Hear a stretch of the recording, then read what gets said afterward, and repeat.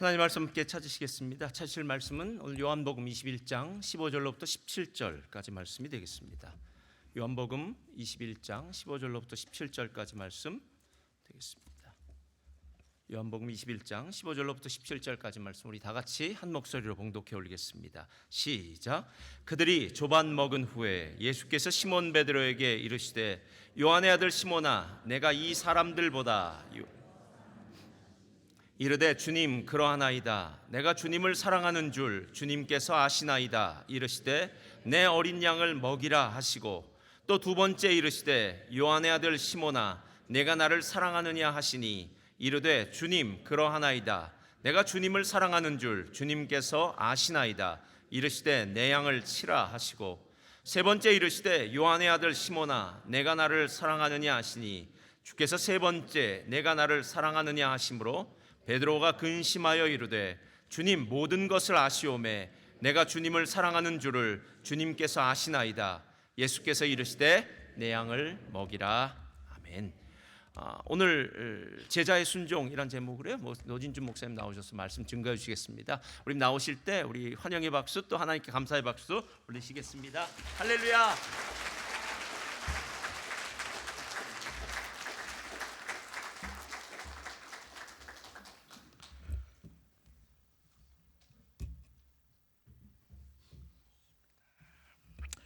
잠깐 기도할까요? 저희들의 영광과 찬양을 받게 합당하신 주님, 이제 제가 준비한 설교를 시작하려고 합니다. 하지만 주님 이 시간에 저는 설교자가 아니라 예배자로 설 수 있게 하여 주시옵소서. 그래서 이 설교를 통해서 하나님이 마땅히 받으셔야 할 영광을 중간에 가로채는 일이 없게 하시고 제가 이 예배를 설교를 하는 내내 그 하나님의 아름다우심과 그리고 그리스도의 그 영광스러움을 인하여서 제가 오히려 주님께 더 감격하고 감사하며 주님을 향한 참된 사랑을 고백할 수 있는 시간이 될 수 있게 하여 주시옵시고 동일한 은혜를 우리 사랑하는 여러 성도님들에게 허락하셔서 한 주간의 삶 가운데 피곤하고 곤고한 심령들이 새로운 위로를 그리고 하나님의 신령한 은혜를 경험하는 시간 될 수 있도록 주의 성령께서 역사하여 주시옵소서. 예수님의 이름으로 기도하옵나이다. 아멘. 제가 꽤 오래전부터 느낀 것이긴 하지만 요즘 한국의 예능 프로그램들을 보면 언제부터인지 그 예능인이나 혹은 예술인들이 예능을 하고 예술을 하는 이유가 마치 돈을 벌기 위해서 하는 것처럼 아주 거침없이 말하는 것을 종종 듣게 됩니다. 그 일이 좋아서 한다는 어떤 이상적인 말보다는 먹고 살기 위해서 한다는 현실적인 말이 조금 더 솔직해 보이기 때문에 또한 그러한 그 현실적 이 어떤 이유를 대중들은 충분히 공감할 수 있겠다는 그러한 생각 때문에 아마도 그렇게 거침없이 말하는지 모르겠습니다. 배가 고파도 연기가 좋아서 연기를 한다는 말이 당연하게 들렸던 때가 있었지만 긴 무명 생활 그리고 아주 어려운 그 극빈 생활을 거치고 나면 잘 사는 사람들이 부러워지기 시작하고 그리고 이름을 좀 알렸으면 좋겠다는 그러한 마음이 간절해지는 건 인지상정일 겁니다. 그러니까 나는 돈을 벌기 위해서 연극을 하고 돈을 벌기 위해서 예능을 한다는 말이 저는 충분히 이해도 되고 공감을 하면서도 그러면서도 왠지 연기자는 연기가 좋아서 연기를 해야 할 것 같고 음악가는 음악이 좋아서 음악을 해야 할 것 같다는 생각이 들고 인기를 따라서 이 연주를 하거나 음악을 하는 것은 왠지 마땅치 않다는 생각이 아직은 제 마음에 있습니다. 물론 여기에 계신 많은 분들은 저의 이런 생각 자체가 지나친 양극화라고 말씀하실지도 모르겠습니다. 돈 때문에 예능을 한다는 사람들도 그냥 돈만 쫓아서 예능을 한다는 말이 아니라 돈도 사실은 굉장히 중요한 것이라는 의미에서 한 말할 것이고, 이상과 현실은 그렇게 칼로 물 베는 것처럼 그렇게 나누어질 수 있는 것이 아니라고 말할 겁니다. 저는 그것도 인정합니다. 충분히 인정하고, 그리고 인정하면서도 좀 아쉽다는 마음이 여전히 제 마음속에 맴도는 이유가 있다면, 어쩌면 그것은 제가 살아오면서 경험했고 많은 사람들이 경험하고 있는 바로 이 합리화 때문에 그렇습니다. 어쩔 수 없다는 이유로, 그리고 현실은 그렇게 쉽지 않다는 이유로 교회들이 타락과 변질을 합리화시키고 있지는 않았을까? 현대 그리스도인들이 하는 것은 그런 게 아니라고 한 그인 것과, 그리고 정말 믿음으로만 사는 것은 결코 쉬운 일이 아니라는 그 사실에 대한 공감이 어쩌면 변질된 모습들을 합리화시키고 있지는 않았을까 하는 생각이 요즘은 자꾸 늘어나기 때문에 그런 것 같아요. 이상과 현실의 경계가 사실은 굉장히 모호하기 때문에, 그리고 돈과 재물의 유혹은, 명예의 유혹은 우리가 생각하는 것보다 훨씬 더 크기 때문에 이 소리 없는 변질이 얼마나 가능한지를 느끼고 있다는 말입니다. 현대인들의 문제는 돈을 사랑하는 것이 아니라고 아스게니스라고 하는 분이 이야기를 해요. 현대인들의 문제는 돈을 사랑하는 것이 아니라, 돈을 너무 좋아하는 것이 아니라 돈을 너무 가볍게 여기는 것이다 라고 이야기를 했습니다. 돈이 주는 유혹은 상당히 심각한데, 우리는 세상에 살면서 돈을 그냥 대수롭지 않게 생각을 한다는 거죠. 예수님도 이 재물의 유혹이 얼마나 큰지, 너희는 하나님과 재물을 겸하여 섬길 수 없다고 말씀하셔서, 여기 재물이라는 것을 하나님과 같은 수준에 놓고 굉장히 위험하고 유혹이 많다라고 말씀을 하셨음에도 불구하고 우리는 뭐 재물이야 뭐 그냥 그렇지 뭐라고 생각을 하는데, 이것이 합리화를 부추기고 있다는 것이 문제라는 거죠. 뭐 요즘 연예인들처럼 그렇게 공공연하게 말하지는 않겠지만 비슷한 고민이 목회자들에게도 있습니다. 돈 때문에, 돈 벌기 위해서 목회를 한다는 목사는 없습니다. 그건 연예인들도 마찬가지입니다. 하지만 돈을 안 줘도 그래도 목회를 하겠느냐고 하면 그래야 한다고 말해야 할 것 같은데, 근데 현실은 그렇지가 않아서 아내 눈치가 보여요. 애들이 자꾸만 걱정이 된다는 말입니다. 그건 역시도 연예인도 마찬가지입니다. 다만 차이가 있다면, 연예인들은 그 현실적인 문제, 돈이 없으면 안 된다는 그 문제를 공공연하게 이야기를 해도 크게 문제가 되지 않지만, 목회자들의 경우에는 이러한 현실적인 문제를 공공연하게 말하기 시작하면 왠지 속물인 것 같고, 그리고 왠지 사꾼 같은 그런 느낌이 여전히 든다는 말이죠. 그런 거 다 희생하고 살아야 되는 거 아닌가라는 생각을 하기 때문에 그런 것 같습니다. 저는 제가 30 초반에 이 목회를 시작해서 30 한 중반이 넘어가면서부터 교회가 잘 자라기도 했고, 또 뭐 그렇게 어렵게 목회를 하지는 않았기 때문에 경제적으로 그렇게 큰 어려움을 겪어본 적은 없었던 것 같아요. 그냥 뭐 넉넉하지는 않아도 하나님께서 내가 그냥 먹고 살 만큼은 주신다 생각하고 그래도 좀 편안하게 살았던 것 같은데, 제가 은퇴를 하고 텍사스로 이사를 가고 난 다음에 이게 약간 은퇴한 다음에 걱정이 좀 되더라고요. 뭘 어떻게 살아야 되나 걱정이 돼서 제가 우버 택시를 시작했습니다. 그래서 한 달에 한 3일 정도 우버 택시를 하는데요. 뭐 꼭 돈을 위해서만은 아니지만 돈도 그 한 큰 이유 중에 하나이기도 했고, 제가 우버 택시를 하는 것을 좋아하는 그러니까 해야 되겠다고 생각하는 이유는, 여러분도 비슷하게 경험하시겠지만 은퇴한 제가 집에서 하루 세 끼 얻어먹는 게 보통 눈치가 보이는 게 아닙니다. 그런데 우버하고 온 날은 저녁 메뉴가 달라져요. 그래서 그 저녁 메뉴가 달라져서라도 저는 우버를 좀 해야 되겠다는 생각을 하는데, 우버해서 돈 잘 못 벌겠더라고요. 저는 처음으로 목회를 안 하고 일을 해봤는데 돈 버는 게 너무 힘든 거예요. 뭐 10시간, 12시간 운전해야 정말 그 수입이 그렇게 많은 게 아니기 때문에 굉장히 버거워요. 그래서 제가 그렇게 한 달에 뭐 사나흘 해서 이제 우버 돈을 벌면 제 아내가 꼭 저한테 그래요. 이거 11조 해야지. 그런데 그 돈은 11조 하기가 싫어요. 이건 내가 어떻게 번 돈인데 내가 이걸 11조를 해.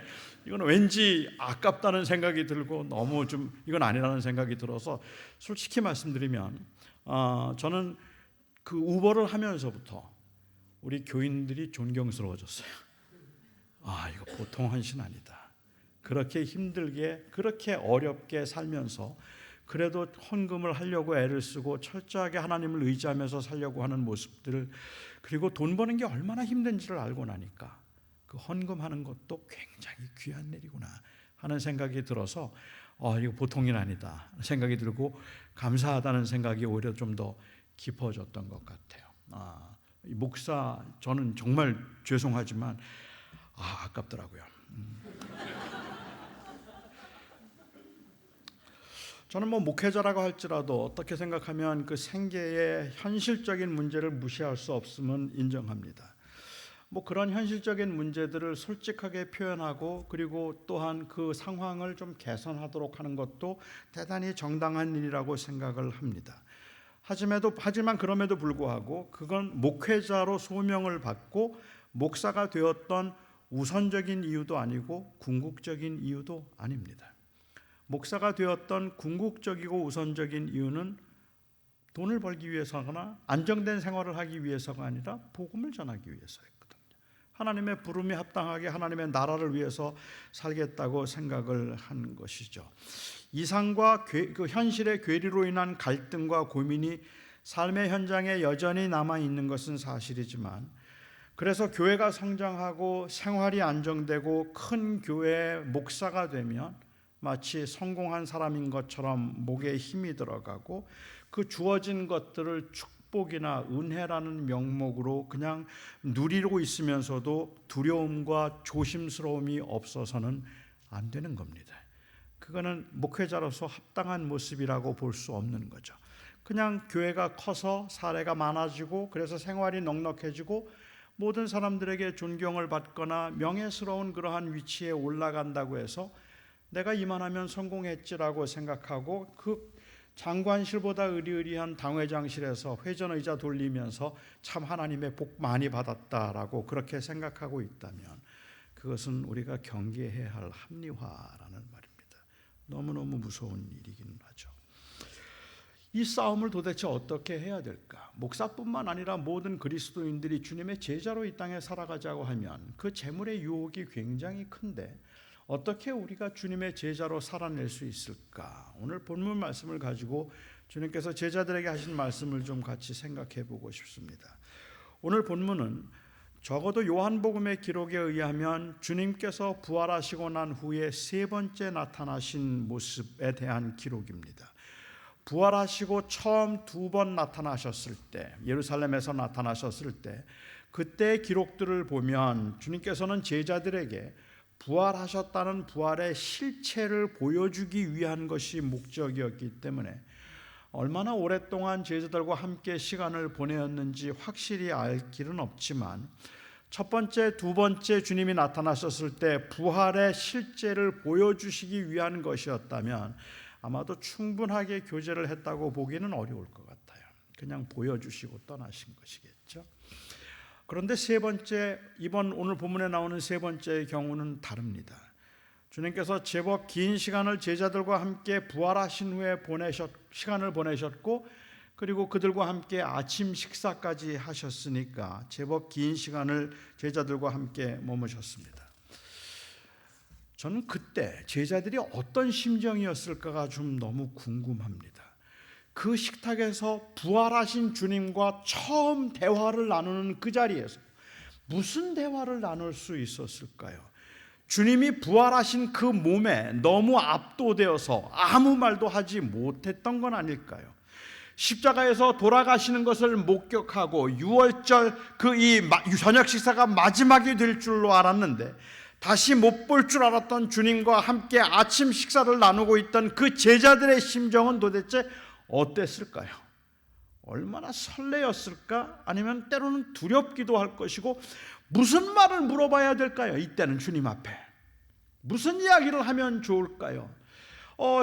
요한이 여기에 대해서 함께 식사를 했지만 아무도 예수님에게 누구냐고 묻는 사람이 없었다고 기록한 것을 보면 어쩌면 아무도 아무 말도 하지 못했을 것 같아요. 그냥 아무 말도 하지 못한 채 식사만 하고 있는 그 주님의 그 임재 앞에 완전히 압도된 것이죠. 이건 꿈인지 생시인지 도대체 무슨 말을 어떻게 드려야 하는지 아주 그냥 자연스럽게 대화를 나눌 수 있는 그러한 상황은 아니었으니까 압도적인 그 주님의 임재 앞에서의 어떤 침묵이라고 불러도 괜찮을지 모르겠어요. 아무 말도 못했겠다는 생각이 들어요. 식사를 마치고 난 다음에 마침내 주님께서 말을 시작하시고 베드로와 대화를 나누신 유명한 장면이 나옵니다. 너무 유명한 장면이죠. 하지만 사실은 이 부분에 대해서도 모두가 다 동의할 만한 답을 찾기는 좀 어렵습니다. 예를 든다면 이런 것들이죠. 예수님께서 내가 나를 사랑하느냐는 이 질문을 제자들이 있는 공식 석상에서 하셨을까요? 아니면 산책을 하는 중에 베드로에게 따로 물어보신 걸까요? 적어도 21장 20절에 있는 말씀을 보면 주님께서 그 말씀을 하실 때 요한은 뒤를 따르고 있었다고 했으니까, 그러니까 아마 사석에서 산책을 하는 중에 말씀을 하신 것 같기도 해요. 예수님께서는 왜 주님이 그 이름을 지어주셨는데도 불구하고 베드로라고 말하지 아니하시고 요한의 아들 시몬이라고 하셨을까요?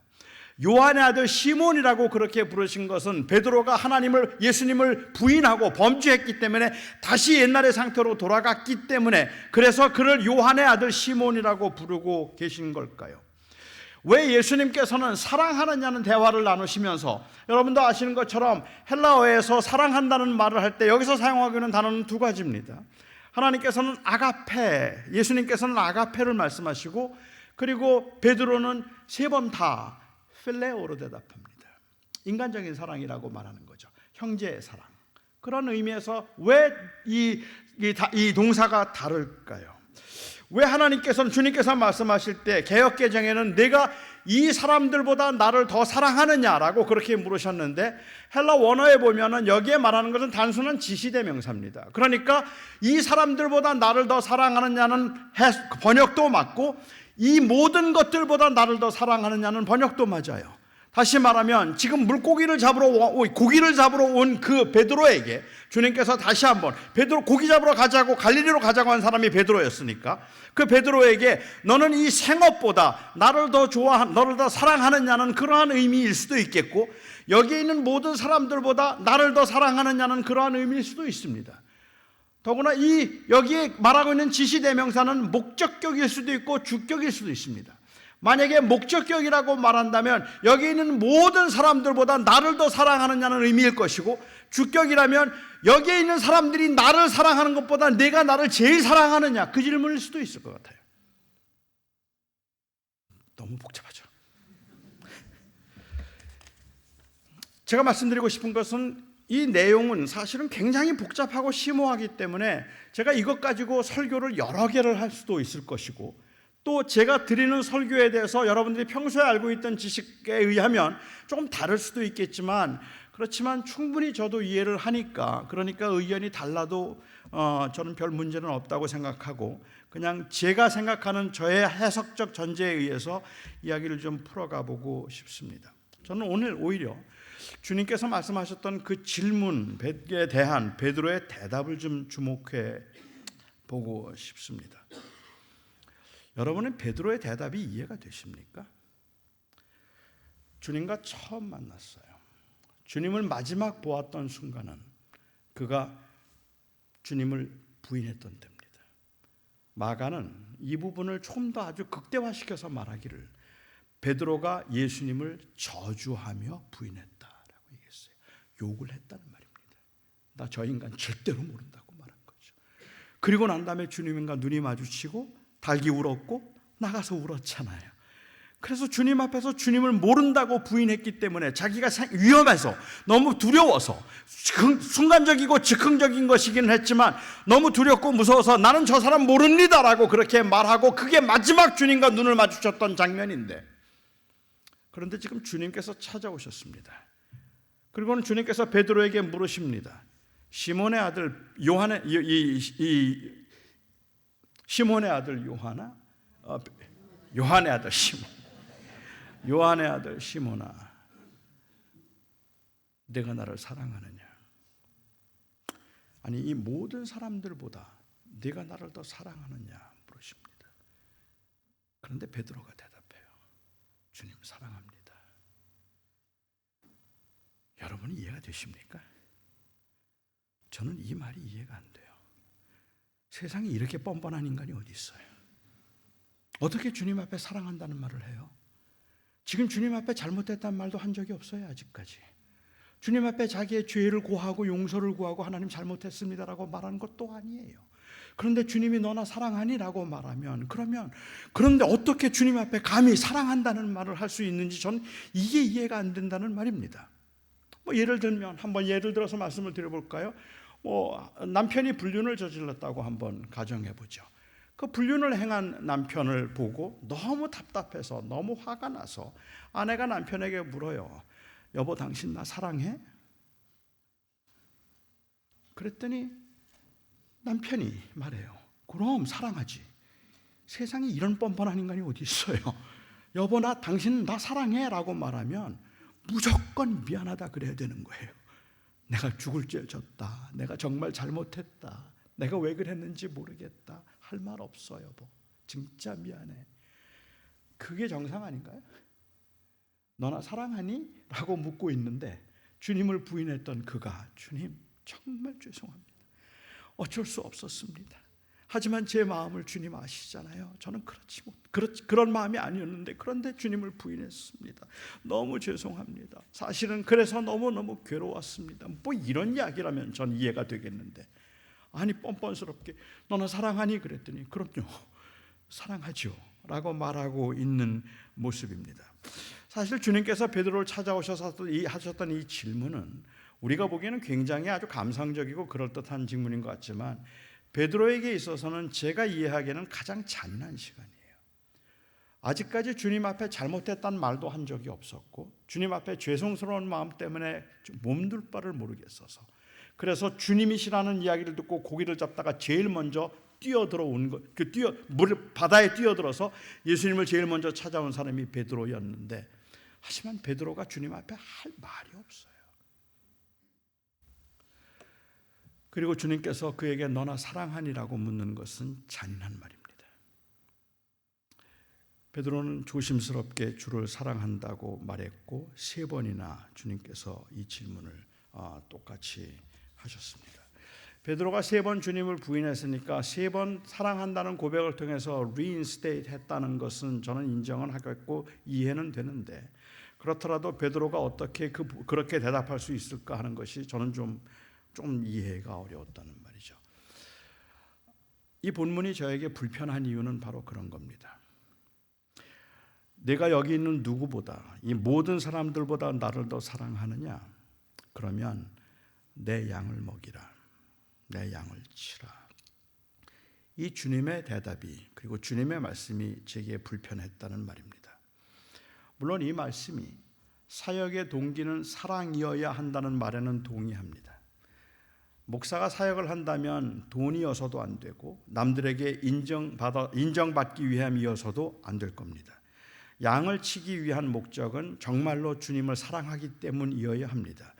네가 나를 사랑한다면 그러면 너는 이 사역을 감당하라는 말이 당연한 말이기는 한데, 솔직히 만일 그렇다면 저는 사역할 자격이 없다 생각하기 때문에 이 본문이 불편했습니다.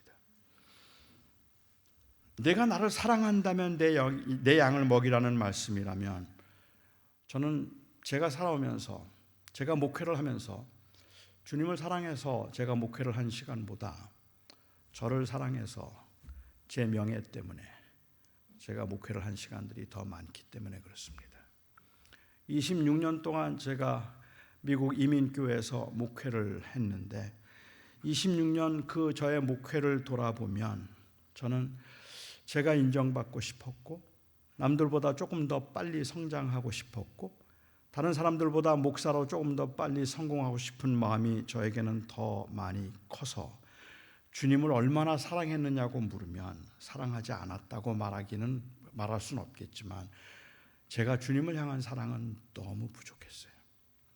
주를 사랑하기 때문에 무조건적으로 제가 희생을 한 적도 별로 없었고 내가 주님 앞에 헌신하고 주님을 사랑하면 주님께서 나에게 어떤 대가와 보상을 주실 것이라는 생각만 하고 있었습니다. 아마도 그래서 어떤 신학자들은 여기에서 주님께서 말씀하셨던 이 질문은 아가페로 물으셨다는 거죠.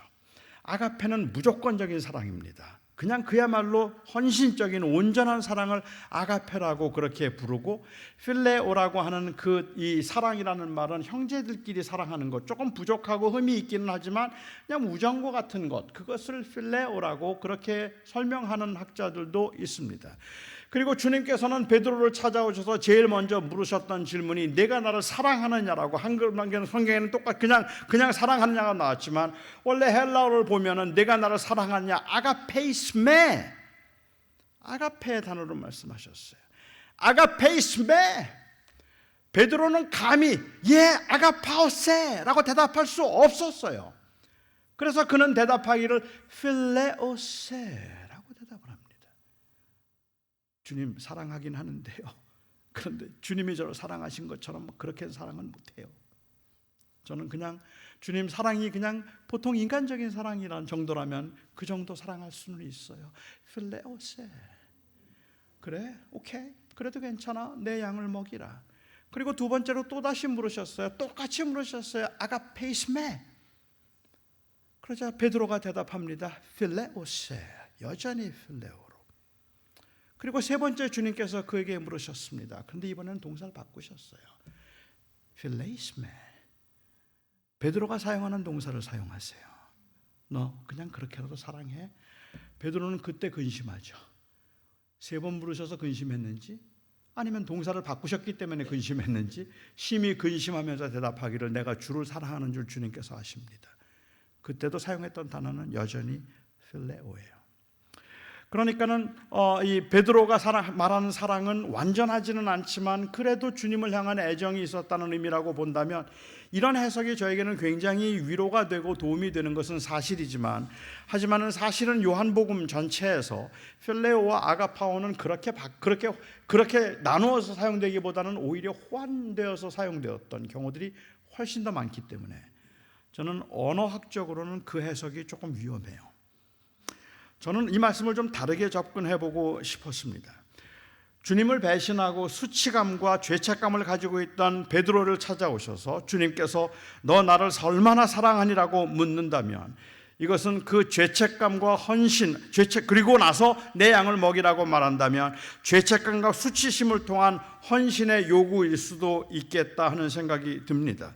용서가 헌신의 올무가 될 수도 있는 거죠. 정말로 주님께서 그런 의미로 말씀을 하셨을까 하는 것이 저에게는 제일 힘든 것 중에 하나였던 것 같아요. 다시 말씀드리면 하나님께서 우리를 용서하시고 난 다음에 우리가 용서함을 받았으니 이제 너는 나를 위해서 살아야 돼. 내가 너를 용서해 주었으니까 이제부터는 너에게 헌신하면서 순종하며 살아야 돼. 너 나를 사랑하느냐? 주님께서 물으셨는데 그 사랑에 내가 주님을 사랑합니다라고 대답했더니 그러면 내 양을 치라. 내가 너를 그렇게 용서하고 내가 너를 사랑해 주었으니 이제는 너는 나를 위해서 살라. 그러한 의미라고 본다면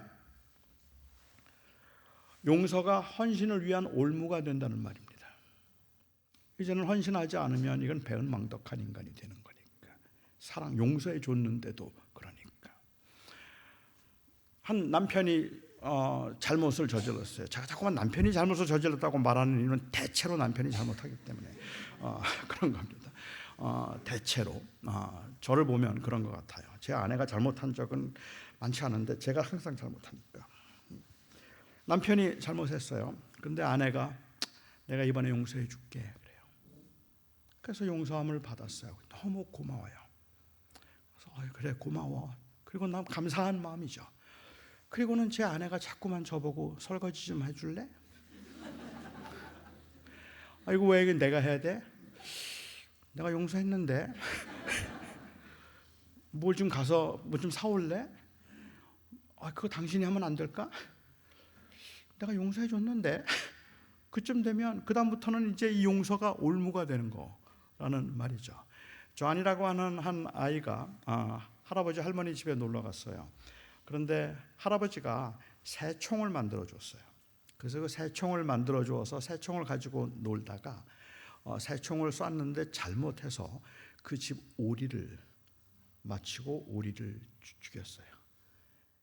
오리를 죽인 다음에 너무 놀라서 그걸 숨겨놓고 그리고서는 나오는데 그 여동생 세라가 그걸 보고 있는 거예요. 그걸 보더니 아무 말도 하지 않고 그냥 들어가요. 그래서 하고 집에 들어갔죠. 저녁 식사 시간이 됐는데 할머니가 말씀하세요. 존, 오늘 설거지 세라한테 세라야 오늘 설거지는 세라가 좀 해줄래? 그러자 세라가 말해요. 아니요 할머니, 존이 할 거예요. 그리고는 존 옆에 가서 귀에다 대고 한마디 해요. Remember the duck. 오리를 기억하라. 오리를 기억하라. 그래서 설거지를 해요. 뭐만 시키면 존이 할 거예요. 그리고는 Remember the duck. 마치 그런 것처럼 하나님께서 우리에게 은혜를 주셨지만 그 은혜를 빌미로 우리에게 희생을 요구하시는 것 같다 싶을 때, 그리고 많은 헌신을 요구하는 것 같다 싶을 때, 마땅히 해야 된다고 생각하면서도 억울하다는 생각이 좀 들 때가 있다는 겁니다. 어쩌면 그것은 그 은혜에 대한 본질을 잘 몰라서일 수도 있겠다 하는 생각이 들기는 하는데, 여기에 주님께서 그 주님을 배반하고 낙심했던 그 좌절에 빠졌던 제자들을 주님이 다시 찾아오시고 말씀하십니다. 너나 사랑하니? 이 말이 여러분들에게는 어떻게 들릴지 모르겠지만 이 한심한 녀석아, 이제 부활한 나를 보니까 좀 섬길 마음이 생기냐? 만약에 그런 의미였다면 저는 베드로가 어떻게 아직도 내가 주를 사랑한다고 대답할 수 있었는지 정말로 모르겠어요. 베드로가 주님을 부인할 때 여기 있는 모든 사람들이 주님을 부인할지라도 나는 부인하지 않을 겁니다라고 말했거든요. 그런데 주님께서 찾아오셔서 여기 있는 모든 사람들보다 네가 나를 더 사랑하니? 라고 물으시는데, 지금 주님을 한번 부인했던 그가 무슨 염치로 그럼요, 이 모든 사람보다 주님 더 사랑합니다 라는 말을 어떻게 할 수 있어요? 저는 그 요구조차도 저는 사실 무리하다는 생각이 들 때가 있어서, 마치 주님께서 주님의 은혜를 베푸신 다음에 우리에게 순종을 요구하신다면 아마 여기 계신 분들 중에도 살면서 그 주님의 순종, 주님의 은혜가 고맙긴 하고 구원이 감사하긴 하지만 그래서 뭔가를 더 많이 희생해야 된다는 것이 굉장한 불편함이나 부담으로 느끼는 분들도 계실지도 모르겠다고 생각합니다. 제가 LA에서 목회를 하는데, 목회를 하면서 쉬지도 않고 그냥 열심히 사역을 하고 휴가도 없이 제가 그렇게 사역을 했더니 교회 교인 한 분이 너무 고생이 많다고, 너무 수고를 많이 한다고 플로리다에 별장을 하나 사주셨어요. 꿈에 그 꿈은 깨지 말았어야 되는데 깨어나니까 꿈이에요. 근데 만약에 누가 정말로 저에게 그 별장을 사주셨다면 저는 정말로 고마워할 겁니다. 진짜예요. 진심으로 고마워할 거고, 그거 절대로 저 혼자 쓰지 않습니다. 힘든 분들 와서 좀 쉬어 가시도록 하고 또 지친 목회자들 같이 쓰도록 그렇게 하지 저 혼자 다 쓰지 않을 겁니다. 그런데 만일 저에게 그 별장을 사주신 분이 저에게 별장을 사주시고 난 다음에 저보고 자꾸 이제 목회는 이렇게 하라, 설교는 이런 설교를 좀 해봐라 라고 말씀하시면 저는 그 별장 돌려드릴 겁니다. 고맙기는 하지만 제 인생을 그렇게 완전히 다 맡겨드릴 만큼 그렇게 고마운 건 아니니까요. 우리가 보통 하나님의 은혜에 감사한다는 말이 있지만, 그래서 그 은혜가 우리에게 어떤 순종이나 헌신을, 때로는 우리에게는 버거운 헌신을 요구할 경우에는 꽤 많은 분들이 믿음을 다시 생각해 보고 싶고 그냥 안 믿어도 되지 않을까라는 생각까지도 하게 되는 것 같습니다. 저는 주님께서 그런 의도에서 이 말씀을 하셨을까 하는 게 저에겐 굉장히 큰 고민거리였어요. 너나 사랑하니? 그렇다면 양을 먹여. 그리고 베드로가 나 주님 사랑합니다라고 그렇게 고백을 했더니 주님께서 그에게 이제 사명을 맡기신 거라면 저는 왠지 마음이 불편했다는 말입니다. 제가 이해하는 바는 이것은 주님께서 오셔서 너 나 사랑하니라고 물으신 것은 이것은 주님께서 그 베드로에게 헌신을 요구하고 계시는 것이 아니라 사랑을 요구하고 계시는 것이 아니라 사랑을 확인하는 것으로 제게 들렸습니다. 너 나 사랑하니? 베드로는 자기의 의지로 주를 위해서 무엇이든지 할 수 있을 거라고 생각했는데 실패했습니다. 그런 그를 주님께서 찾아오셔서 너는 나를 사랑하느냐고 주님께서 물으셨는데 이 말은 너 나 얼마나 사랑하니라고 묻고 계시는 것이 아니라 이제 내가 너 얼마나 사랑하는지 알겠니? 하는 그 질문입니다. 내가 주를 사랑합니다라고 고백할 수 있었던 것은 주님의 사랑에 대한 반응일 뿐이지 의지적으로 자기가 주님을 이제는 다른 사람보다 더 사랑합니다라는 말 이제 더 이상 못해요. 그래서 그는 자기가 내가 주님을 사랑할 수 있습니다라는 이야기를 하고 있는 것이 아니라 수치와 죄책감 때문에 고개도 들 수 없는 베드로를 찾아오셔서 주님이 너 아직도 나를 사랑하니라고 그렇게 물으신 것은 사실은 나 그래도 너 사랑한다 하는 그 말이란 말입니다. 내가 너를 그렇게 사랑한다고 말씀하신 것이기 때문에 주님의 사랑을 확인하는 말로 들어서 그래서 그는 그렇게 주님을 사랑한다고 고백할 수 있었다는 말입니다. 그것이 필레오이든 아니면 그것이 아가파오이든 내가 주님을 사랑합니다라는 그 반응은 이것은 주님께서 우리에게 주신 그 사랑에 대한 반응일 뿐입니다. 저와 여러분이 오늘 이 예배 가운데 주님 내가 주님을 사랑합니다. 진심으로 주님을 사랑합니다라고 고백할 수 있는 것은 나는 저 사람들보다 주님 진짜 더 사랑해요라는 그러한 그 나의 사랑에 대한 헌신을 말하고 있는 것이 아니라 주님이 나를 어떻게 사랑하셨는지 나 알아요. 그 말입니다. 주님이 나를 얼마나 사랑하셨는지 어떻게 사랑하시는지 내가 알아요. 나는 매일 넘어졌고 매일 흔들렸고 매일 하나님을 부인하는 것 같고 매일 세상에서 하나님과 등지고 살아가는 것처럼 그렇게 살아감에도 불구하고 감히 이 예배 시간에 이곳에 와서 내가 주를 사랑합니다라고 고백할 수 있는 것은 나는 절대로 넘어지지 아니하고 다른 사람은 다 넘어질지라도 나는 결코 주님을 부인하지 않을 것입니다라는 그 나의 의지를 이야기하고 있는 것이 아니라 나는 비록 수없이 넘어지고 쓰러졌음에도 불구하고 여전히 나를 포기하지 아니하시고 나를 사랑하시는 주님의 사랑을 내가 압니다. 그래서 내가 주님을 사랑합니다. 그 하나님의 사랑에 대한 반응을 말하고 있는 것이죠. 헌신의 근거는 주를 향한 나의 사랑이 아니라 나를 향한 주님의 사랑입니다. 내가 목회를 할 수 있는 것은 그리고 제가 주님의 이 말씀을 따라서 사역을 감당할 수 있는 것은 여러분들보다 내가 더 주님을 사랑하기 때문에 그런 것이 아니라 저는 굉장히 세속적이고 여전히 자기의 유익을 찾으려고 하고 더 인정받으려고 하는 여전히 죄성이 꿈틀거리고 있는 죄인임에도 불구하고 제가 이 사역을 지금도 감당할 수 있고 치열하게 저와의 싸움을 계속해서 하는 이유가 있다면 내가 여러분들보다 주님을 더 사랑하기 때문이 아니라 주님이 저를 사랑하신다는 것을 알기 때문일 뿐입니다. 그래서 저는 그 사랑을 여러분과 함께 나누고 싶은 겁니다. 허물이 많은 우리 죄인인 우리들이 이 땅에 살아가면서 놓치지 말아야 하는 것은 그 질문은 내가 얼마나 주님을 사랑하는가가 아니라 주님이 나를 얼마나 사랑하는지 아는가 하는 것입니다. 그 사랑 때문에 우리는 나도 주님을 사랑합니다라고 고백하죠. 우리는 우리가 얼마나 형편없는 사람들인지 잘 알잖아요.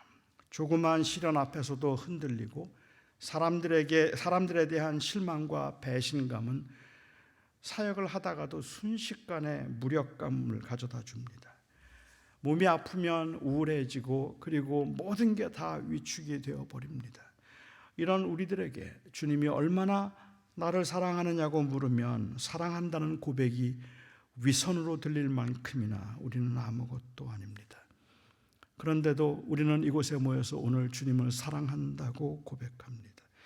다른 사람들이 사랑한다고 고백하는 것만큼 우리도 사랑한다고 고백합니다.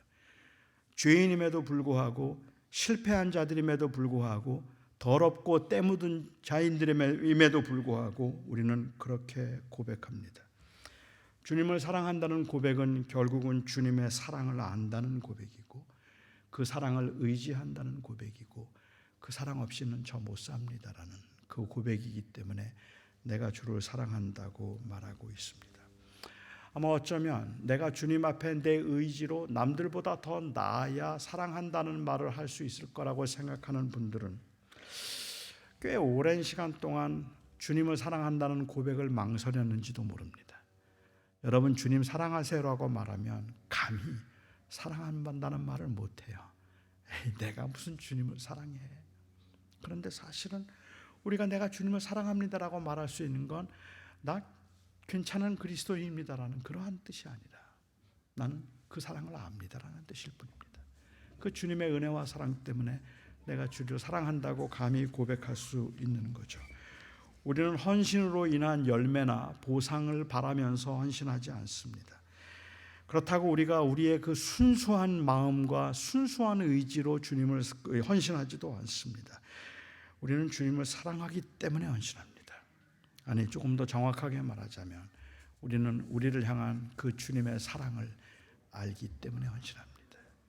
여러분, 주를 위해서 사십시오라고 말한다면, 주님을 사랑한다면 주를 위해서 사십시오가 아니라 오히려 주님의 사랑을 알기 때문에 우리는 그렇게 주님을 사랑하며 살 수 있다고 말하고 있는 겁니다.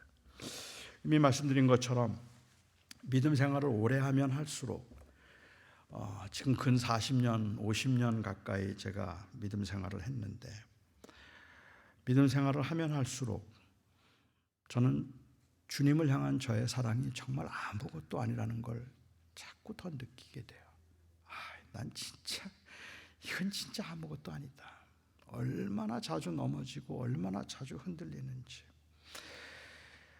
제가 젊었을 때는, 지금도 여기 연세가 더 저보다 더 높으신 분들이 계셔서 죄송합니다만은, 젊었을 때는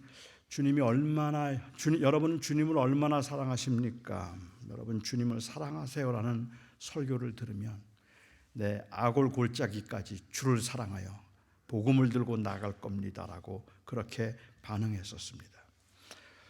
그런데 요즘은 그렇게 말하는 저에게서 위선의 냄새가 나요. 가지도 못할 거면서 또 거기에 가서도 여전히 저 자신을 버리지 못하고 있는 모습 때문에 이런 질문을 받으면 위축됩니다. 주를 위해서 다 드릴 수 있습니까? 라고 말하면 솔직히 위축이 됩니다. 하지만 이런 저를 일으켜 세울 수 있는 그것은 주님께서 말씀하신 그 질문의 의도였다고 저는 생각합니다. 주님께서 우리에게 질문하셨던 그 의도는 내가 너 진짜 사랑하는데 그거 아니? 그 말을 주님은 너 나 얼마나 사랑하니? 라는 말로 하셨습니다. 그러니까는 넌 날 얼마나 사랑하느냐는 말은 내가 너 얼마나 사랑하는지 아느냐 하는 말이라고 볼 수 있을 것 같아요. 제가 그저께인가 우리 전도사님하고 같이 이야기를 나누는데, 제가 우리 재직 세미나 때 제가 제 아내에게 재직 세미나 아니구나, 첫날 설교하면서 제 아내가 저한테 보내준 시를 소개했잖아요. 그죠? 둥글둥글 축구공 같기도 하고 반질반질 차돌 같기도 하고 또 이 토실토실 알밤 같기도 한 것, 무엇인가 했더니 자기 얼굴이더라. 그 시에 제가 감동받았다고 했는데, 전도사님 사모님께, 우리 황 전도사님이 사모님께 보낸 그 시도 엄청 감동적이더라고요. 제가 오늘 아침에 허락받았으니까 제가 그 시를 공개하자면, 저는 한 번 딱 듣고 외웠어요. 그 시가 너무 좋아서, 만일 당신을 100명이 사랑한다면 내가 그 중에 한 명일 것입니다. 만일 10명이 당신을 사랑한다면 그 10명 중에 내가 한 명일 것입니다. 만일 단 한 사람이 당신을 사랑한다면 내가 바로 그 사람일 것입니다. 만일 아무도 당신을 사랑하지 않는다면 그건 이 세상에 내가 없기 때문일 것입니다.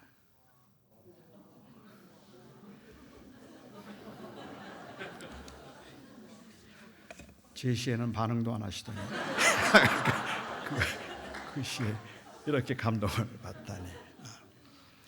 어떻게 생각하면 우리 그 사랑에서는 사실 누군가를 위해서 온전히 그 희생하겠다는 그런 마음이잖아요.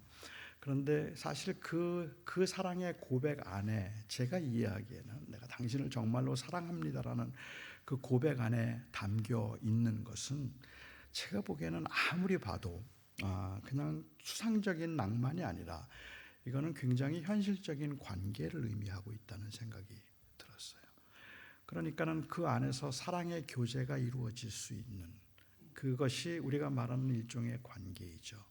하나님께서 우리를 사랑하셨다는 이 말은 우리도 하나님을 사랑하며 살 수 있게 만드는 그 근거가 되는 그 관계적인 것이라고 말할 수 있겠는데, 요즘에 이 사랑은 제가 볼 때는 그 황전도사님이 그렇게 말씀을 하시고 이 사랑의 고백이 얼마나 진실한가를 사모님께 확인하지 못했어요. 지금 그게 좀 아쉬워요.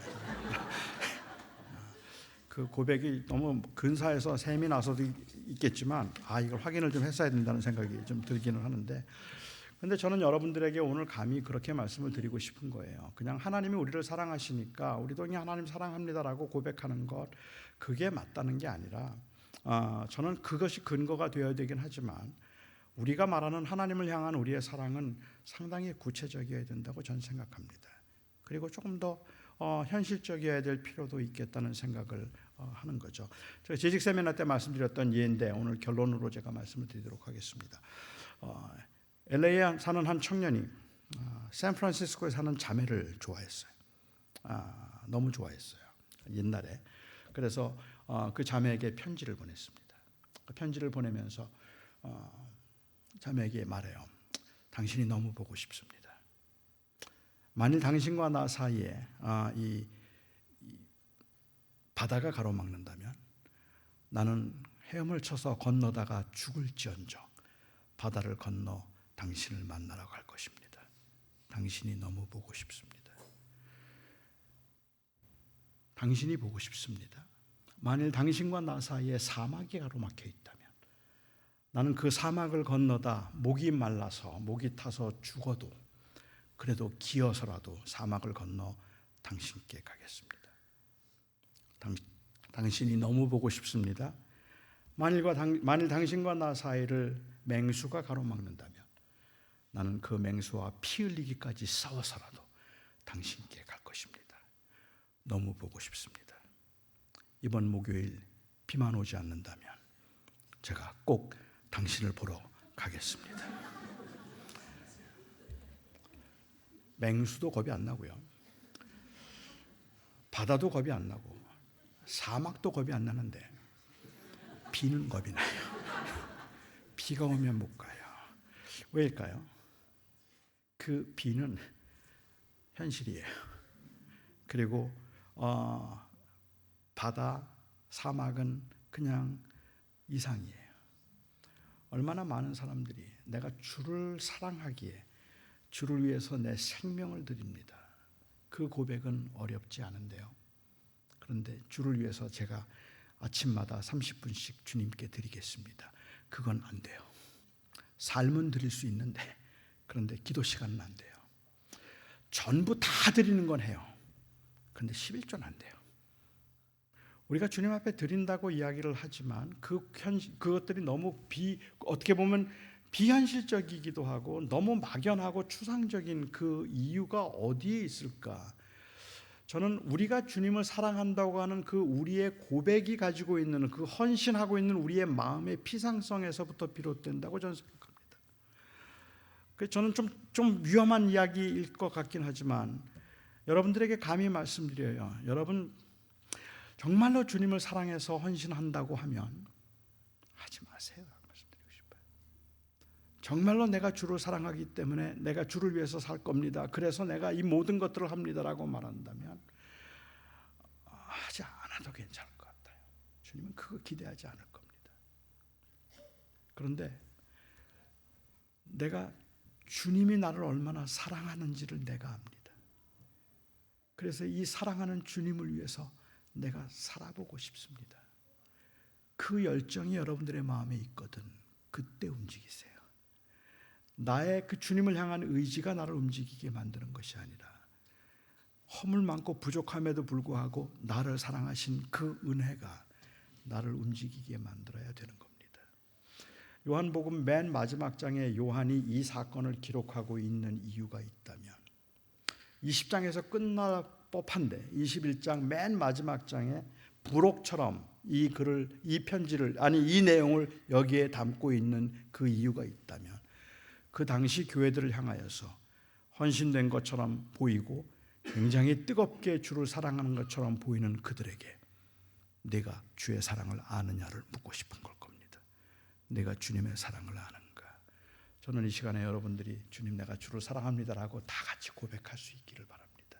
그런데 그 고백은 우리의 의지가 아니라 그 사랑에 대한 반응이기를 바랍니다. 내가 주를 사랑합니다. 사도 바울의 기도로 마칠게요. 바울이 이 에베소 교회를 향하여서 하는 말 가운데 저에게는 제가 사역하는 동안에 항상 감동이 되는 말인데요. 바울이 그 에베소 교회를 향해서 그 기도를 하면서 내가 내 목숨을 다하고 마음을 다하고 뜻을 다하고 정성을 다해서 내 여호와 하나님을 내가 그리고 예수 그리스도를 내 마음을 다해서 사랑할 수 있기를 내가 기도하노라 그렇게 말하지 않았습니다. 오히려 바울은 그들을 위해서 기도하면서 나는 너희가 그리스도의 그 사랑의 길이와 넓이와 깊이와 높이를 더욱 알기를 원하노라. 그리고 4장부터 그 어떻게 살아야 되는가를 이야기합니다. 어떻게 살아야 되는가를 이야기하기 위해서 바울이 했던 그 기도는 너희가 예수 그리스도의 사랑의 길이와 넓이와 높이와 깊이를 더욱 알기를 원하노라. 하나님이 여러분을 무지무지 사랑하십니다. 어떤 상황에 놓여 있든지 얼마나 많이 실패했든지 무지무지 사랑하십니다. 그래서 그 아들을 주셨습니다. 그 하나님께서는 우리들에게 그러니까 날 위해서 뭘 하라고 말씀하지 않으십니다. 우리가 만일 뭘 하겠다는 마음이 있다면 그건 언제나 자발적인 순종일 것입니다. 제자들은 그 자발적인 순종으로 죽음의 길까지 갔습니다. 그럴 수 있었던 이유는 주를 사랑하기 때문이 아니라 주의 사랑을 알았기 때문입니다. 기도하겠습니다. 사랑하는 나의 아버지 하나님, 우리가 얼마나 부족한지 주님, 제가 얼마나 한심한지 주님이 아십니다. 이 설교를 하는 동안에도 이곳에 와서 여기에 있는 교인들을 만나고 있는 그 시간에도 저는 여전히 제가 중심이고 제가 인정받고 제가 대접받고 제가 사랑받는 것에 더 큰 관심이 있었던 참 부족한 죄인입니다. 그런 제가 오늘 이곳에 함께 하신 우리 사랑하는 성도님들과 함께 주님, 제가 주님을 사랑합니다 고백할 수 있으면 제가 가진 그 주님을 향한 남다른 사랑 때문이 아니라 제가 받은, 제가 아는 우리 주 예수 그리스도의 사랑 때문입니다. 우리 사랑하는 성도들 중에 어쩌면 꽤 많은 고난과 시련 때문에 어쩌면 살아가면서 정말로 제대로 살지 못한 것 같다는 죄책감과 죄송한 마음 때문에 하나님 사랑합니다라는 고백을 오랫동안 잊어버린 분들이 계실지도 모르겠습니다. 나는 저 사람을 절대로 모른다고 저주하며 부인했던 베드로가 부활하신 주님을 보고 주님 사랑합니다라고 그렇게 고백할 수 있었던 것처럼 여기에 우리 함께 하시는 우리 사랑하는 성도님들, 삶에 지치고 곤고하고 피곤하고 그리고 또한 참 일이 안 되어서 답답해하고 하나님 사랑한다는 말 하는 것이 너무 죄송하고 염치가 없어 보임에도 불구하고 우리는 이 예배를 통해서 그 그리스도의 사랑 때문에 내가 주를 사랑합니다 고백합니다. 하나님, 여기 함께한 우리 사랑하는 성도들의 마음을 주님께서 만져주셔서 마치 베드로가 그랬던 것처럼 오늘 예배당을 나가면서 내가 주님 사랑합니다,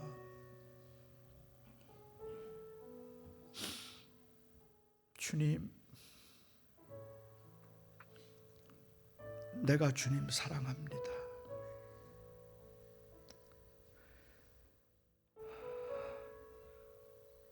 이 고백을 붙들고 갈 수 있도록 주의 성령께서 우리의 마음에 은혜를 주시옵소서.